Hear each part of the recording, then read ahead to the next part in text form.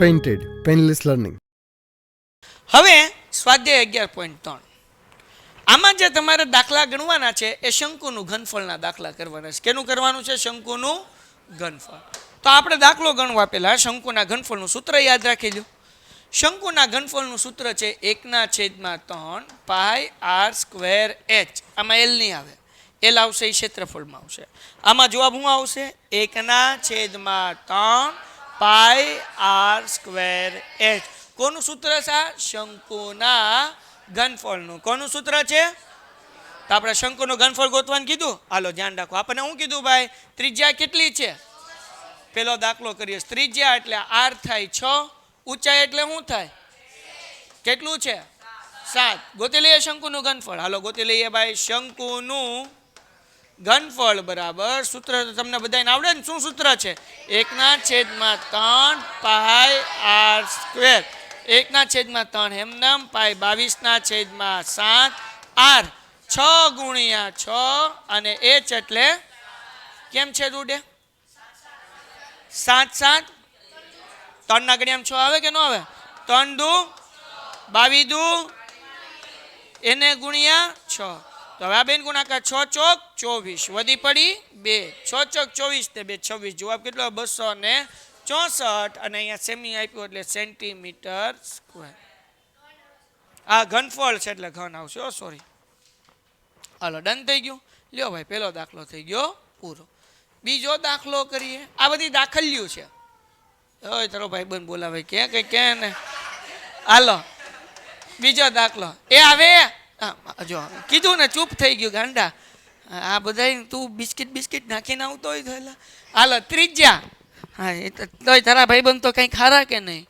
અમારા જમીનના જોયા તે. હાલો બરાબર ને? ઝલક દીખલા આજા. દાખલા નંબર 2.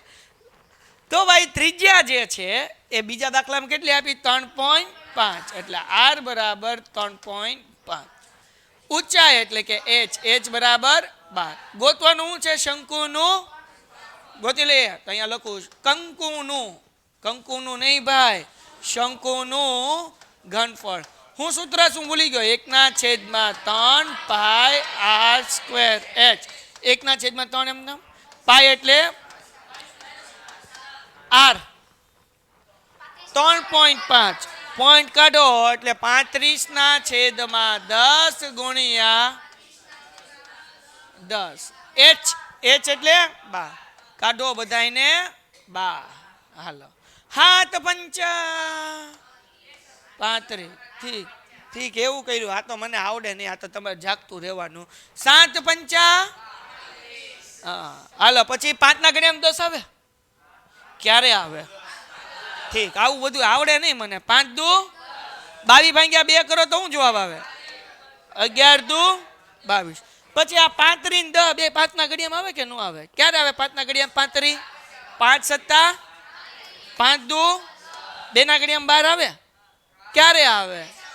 ઠીક આ 2 6 12. હવે વૈધું હું તો ઉપર છે ને વૈધા દિયાલ 7. હાલું લખાતું નથી માર ડોહું. 7 અને 2 બરાબર ને?